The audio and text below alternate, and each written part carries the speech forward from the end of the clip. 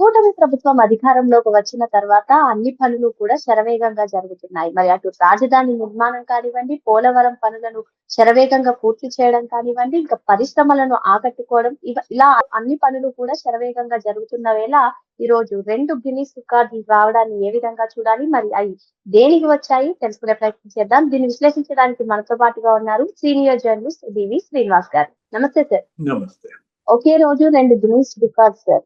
మరి అత్యంత పొడవైన రహదారి నిర్మించడానికి బెంగళూరు, విజయవాడ మధ్య 24 గంటల్లో అత్యంత పొడవైన రహదారి నిర్మించడమే కాకుండా అత్యధిక కాంక్రీట్ ని యూజ్ చేసి నిర్మాణం చేయడానికి ఈ రికార్డ్స్ వచ్చినట్టుగా తెలుస్తుంది. ఏంటి అసలు డబుల్ ఇంజిన్ సర్కార్ నడుస్తుంది ఏపీలో, అన్ని పనులు వేగంగా జరుగుతున్నాయని చెప్పి కూటమి సర్కార్ చెప్పడం కానివ్వండి, అటు రాజధాని అభివృద్ధి పనులు, పోలవరం అభివృద్ధి పనులు అన్ని కూడా మనం చూస్తూ ఉన్నాము. ఈ నేపథ్యంలో ఇప్పుడు ఈ రికార్డ్స్ నెలకొల్పడం ఏ విధంగా చూడాలంటారు? స్పీడ్ ఆఫ్ కన్స్ట్రక్షన్, నిన్నటి దాకా స్పీడ్ ఆఫ్ డూయింగ్ బిజినెస్ అన్నారు, లేకపోతే స్పీడ్ ఆఫ్ గుడ్ గవర్నెన్స్ అన్నారు. Is of doing business, is of construction మనం అప్పుడు చూసాం. ఎప్పుడు ఆయన 3.1 2014-19 అప్పుడు కూడా ఇదే. ఏది పోలవరంలో కూడా కన్స్ట్రక్షన్ అప్పుడు ఆ కాంక్రీట్ మిక్సింగ్ లో, కాంక్రీట్ వినియోగంలో, పోలవరం కట్టుబడిలో కూడా గిన్నెస్ రికార్డ్స్. దగ్గర దగ్గర 32,000 క్యూబిక్ మీటర్ల కాంక్రీట్ వేశారు. అది అప్పుడు గిన్నెస్ రికార్డ్ అయితే ఇది ఇప్పుడు గిన్నెస్ రికార్డ్. ఇప్పుడు మీరు చెప్పింది ఏంటి, ఒకే రోజు 2 రికార్డులు అన్నారు కదా, బెంగళూరు, విజయవాడ తప్ప గ్రీన్ ఫీల్డ్ ఎక్స్ప్రెస్ హైవే. మరి 24 గంటల్లోనే నీకు 28.95 లేన్ కిలోమీటర్ల రోడ్డు వేశారంట. కేవలం 24 hours. ఎంత? 28.95 కిలోమీటర్లు. అంటే దగ్గర దగ్గర 29 కిలోమీటర్లు. అంటే గంటకి కిలోమీటర్ చొప్పున నిర్మాణం చేశారు. దగ్గర దగ్గర ఇంకా ఎక్కువ. అట్లాగే మరి 24 గంటల్లోనే 10,675 టన్నుల కాంక్రీట్ వినియోగించారు. 10,675 టన్నుల కాంక్రీట్ కేవలం 24 గంటల్లో వినియోగించి మరి ఇంత పొడవైన రోడ్డు 24 గంటల్లో వేశారంటే అదే ఇవాళ గిన్నెస్ రికార్డ్ అనమాట. నేను అంటోంది అదే. ఇప్పుడు డబుల్ ఇంజన్ సర్కార్, bullet train, double engine bullet train అన్నట్టున్నాడు ఎవరు, మంత్రి లోకేష్ కూడా పదే అక్కడ మోడీ ప్రభుత్వం, ఇక్కడ చంద్రబాబు ప్రభుత్వం. అది ఎన్డీఏ, ఇది ఎన్డీఏ. అది మోడీ 3.0 అయితే ఇది చంద్రబాబు 4.0. అంటే స్పీడ్ ఆఫ్ కన్స్ట్రక్షన్ ఏది 1.5 ఏడాది, కేవలం 18 నెలలు అయిపోయింది. ఇప్పుడు 19వ నెల. మరి 18 నెలల్లోనే పోలవరం ప్రాజెక్టు దగ్గర దగ్గర 14% కంప్లీట్ చేశారు. పోలవరం ప్రాజెక్ట్ నిర్మాణం 14% కంప్లీట్. ఆ డయాఫ్రమ్ వాల్ మొత్తం మళ్ళా కట్టేశారు. గతంలో జగన్మోహన్ రెడ్డి దాన్ని కుంగేశాడు, గైడ్ బండ్ దెబ్బతీశాడు. 5 ఏళ్లలో జగన్మోహన్ రెడ్డి పోలవరం ఎంత కట్టాడమ్మా?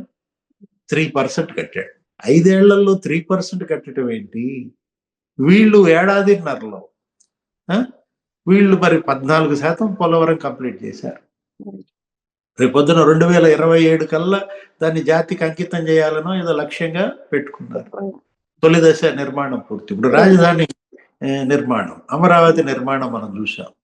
అసలు వేలాది కార్మికులు వచ్చారు బీహార్ నుంచి, బెంగాల్ నుంచి ఇక్కడికి వచ్చి పనులు చేసుకుంటూ, అక్కడ ఉన్నటువంటి డిఎస్పి, ఎస్పీ వాళ్ళు అందరికీ కూడా ఐడి కార్డులు ఇచ్చేశారు. అసలు శరవేగంగా జరుగుతుంది ఏది రాజధాని నిర్మాణం. సీడ్ యాక్సెస్ రోడ్ కంప్లీట్ అయిపోతాం. ఇంకా అక్కడ ఎంత, ఒక 4 ఎకరాలు ఎంత ఉన్నట్టు సీడ్ యాక్సెస్ రోడ్డు ఎంత ఉంది? జస్ట్ 4 ఎకరాలు వాళ్ళు ఇవ్వటం లేదనుకుంటా. నిన్న ఏమో నారాయణ గారు కూడా అన్నారు, ఏమని, దానికి మేము నోటిఫికేషన్ ఇస్తున్నాం, ఇక భూ సేకరణ చేస్తాం. అందులో ఏదో 2.5 ఎకరాలు ఇద్దామన్నారు. మళ్ళీ ఒక 2 ఎకరాలు ఆగినట్టుంది. వాళ్ళు ఇచ్చినా ఇవ్వకపోయినప్పుడు ఆ నోటిఫికేషన్ ప్రకారం భూ సేకరణ కంప్లీట్ చేసి చేసేస్తారు. ఏంటి, ఆ సీడ్ యాక్సెస్ రోడ్ కంప్లీట్ అయింది అనుకో, నీకు హైవేకి కనెక్టివిటీ అమరావతి. హైకోర్టు భవనాలకు కూడా మొన్న శంకుస్థాపన, భూమి పూజలు చేశారు. జగన్మోహన్ రెడ్డి ఏం చేశాడు? దాన్ని పాడు పెట్టాడు. అప్పుడు పునాదుల వరకు తవ్వితే మొత్తం వాటన్నిటిలో నీళ్లు నిండిపోయి ఆ నీళ్లు తోడటానికే ఎన్నో రోజులు పట్టింది. అంటే అతను విధ్వంసంలో స్పీడ్ చూపించాడు, వీళ్ళు కట్టుబడిలో స్పీడ్ చూపిస్తున్నారా? సార్ మనకు ఇక్కడ అదే ఎక్కువ కనపడుతుంది. ప్రజావేదిక కూల్చేశాడు జగన్మోహన్ రెడ్డి. ఆ కూల్చివేత ఇవాళ అతని పార్టీయే కూలిపోయింది. ఇక్కడ ఇంకో జగన్మోహన్ రెడ్డి సీఎం కాగానే ప్రజావేదికలో కలెక్టర్ల కాన్ఫరెన్స్ పెట్టాడమ్మా. ఒక రోజు బాగానే ఉన్నాడు, మరి ఆ రోజు మూడు బాగున్నట్టుంది. రెండో రోజు మళ్ళీ ఆయన మూడేదో చెడింది అనుకుంటా. ఏమొచ్చిందో ఏమో, రేపు ఈ పార్టీకి ప్రజావేదిక కూల్చేస్తా అన్నాడు. అక్కడ విజయనగరంలో కూడా అలాగే చేశాడు. అక్కడ 3 లాంతర్ల స్తంభం, దాన్ని కూలేశారు. అరే అసలు ఈ కూలగొట్టుడేంటి? నీకు ఆ హక్కు ఎవరిచ్చారు? నువ్వు చేతనైతే ప్రజావేదికను మించిన వేదిక నువ్వు కట్టు. రాజధాని నిర్మాణం అమరావతి నువ్వు గనక ఇవాళ కంప్లీట్ చేసి ఉంటే జగన్మోహన్ రెడ్డికి గతి పట్టేదమ్మా. ఆ 3 ముక్కలాట ఆడకపోతే. జగన్ ఏమో జనంతో 3 ముక్కలాట ఆడాలని చూశారమ్మా, జనం ఏమో జగన్తో ఆడారు. ఏది ఇవాళ పార్టీని 13 ముక్కలు చేసి పారేశారా? సార్ ఇక్కడ ఇంకో అంశం సార్, కూటమి ప్రభుత్వం ఏమీ చేయట్లేదని వైసీపీ ఆరోపిస్తుంది. కూటమి ప్రభుత్వం చేసినవన్నీ కూడా మేమే చేశామని చెప్పుకుంటుంది. ఈవెన్ మీరు భోగాపురం ఎయిర్పోర్ట్ విషయంలో కూడా చూసే ఉంటారు.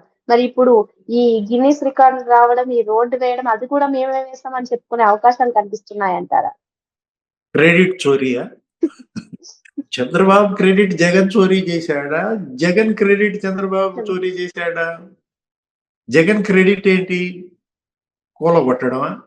అది ఎవరు చోరీ చేస్తారు? ఇప్పుడు మర్డర్లు, కిడ్నాప్లు, సజీవ దహనాలు, లేకపోతే శిరోమండనాలు, ఇవి కదా జగన్మోహన్ రెడ్డి క్రెడిట్. వీటిని ఎవరన్నా చోరీ చేస్తారా? వీటిని ఎవరన్నా చోరీ చేయాలంటే మళ్ళీ వైసీపీలోనే రావాలి. ఇప్పుడు మీరు అన్నారు ఏంటి, భోగాపురం ఎయిర్పోర్ట్ ఏంటమ్మా దాని పరిస్థితి? భోగాపురం ఎయిర్పోర్ట్ ఆ రోజు జగన్మోహన్ రెడ్డి వీడియోలన్నీ బయటకు వచ్చినాయి. ఏమని, ఎర్ర బస్సు కూడా రాని ఊరికి ఎయిర్ బస్సా అని చెప్పి ఆ రోజు భోగాపురం భూములు ఇవ్వడానికి వ్యతిరేకించాడు. అరే మీరెవరు భూములు ఇవ్వడానికి వీలు లేదన్నాడు. మీ భూములన్నీ మళ్ళీ నేను వెనక్కి ఇచ్చేస్తానన్నాడు.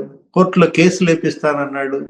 ఏం చాడు ఆల్రెడీ భోగాపురం అడ్డుకోవాలని చూశాడు. ఆ రోజు అశోక్ గజపతి రాజు, మరి ఆయన కేంద్ర విమానయాన శాఖ మంత్రి, అక్కడ ప్రధాని మోడీ. అప్పుడు ఇప్పుడు భోగాపురానికి ప్రధాని మోడీ, అప్పుడు ఇప్పుడు భోగాపురానికి సీఎం చంద్రబాబే, అప్పుడు ఇప్పుడు భోగాపురానికి కేంద్ర విమానయాన శాఖ మంత్రి మరి ఉత్తరాంధ్ర వాళ్ళు. అప్పుడు అశోక్ గజపతి రాజు అయితే ఇప్పుడు రామ్మోహన్ నాయుడు. క్రెడిట్ ఎవరిది అంటున్నా. మధ్యలో జగన్ ఎక్కడి నుంచి వచ్చాడు? ఓహో, ఎర్ర బస్సు వేసుకొచ్చాడా? ఎయిర్ బస్ కి ఎర్ర బస్సుకి అంత తేడా ఉందమ్మా. చంద్రబాబుకి జగన్మోహన్ రెడ్డికి. మనం ఏదో ఎగతాళి చేస్తున్నామని కాదు. ఇక్కడ ఇష్యూ ఏంటంటే, నిజంగా నువ్వు భోగాపురం ఎంత కంప్లీట్ చేశావు? కాకపోతే చెడగొట్టలేదు. అది జగన్మోహన్ రెడ్డి క్రెడిట్ ఏంటంటే, అమరావతిని విధ్వంసం చేసినట్టు భోగాపురాన్ని కూడా పాడు పెట్టలేదా? లేదు కూల కొట్టలేదా? జిఎంఆర్ ని బెదిరించాడు. ఆ రోజు జిఎంఆర్ ని ఏమన్నాడు?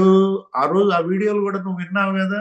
జిఎంఆర్ ఏదో కమిషన్లు ఇచ్చాడు చంద్రబాబుకి, ఈ కమిషన్ల కక్కుర్తితో భోగాపురం పెట్టాడు. అవసరమా భోగాపురం? ముంబైకి ఉందా, చెన్నైకి ఉందా? అరే భీమిలీకి 5 కిలోమీటర్లు, విశాఖకి 25 కిలోమీటర్లు అవసరమా? ఈ మాటలు మాట్లాడిన నువ్వు భోగాపురం నాదే క్రెడిట్, గడ్కరీకి అభినందనలు అంటాడు, జిఎంఆర్కి అభినందనలు అంటాడు. ఎందుకు జిఎంఆర్కి అభినందనలు? నువ్వు పోనందుక. ఇప్పుడు కేవీ రావు కూడా విక్రాంత్ రెడ్డి అభినందనలు చెప్పాడా? పాయింట్ బ్లాంక్ లో బెదిరించిన కేవీ రావు విక్రాంత్ రెడ్డి అభినందనలు చెప్తాడా? అట్లా ఉందన్నమాట ఈ అభినందనలు నా కంటికి. భోగాపురం ఎయిర్పోర్ట్ ఈ ఏడాదిన్నరలో 96% కంప్లీట్ చేశారమ్మా. ఇంకేముంది, ఇంకా ట్రయల్ రన్ కూడా విజయవంతమైంది.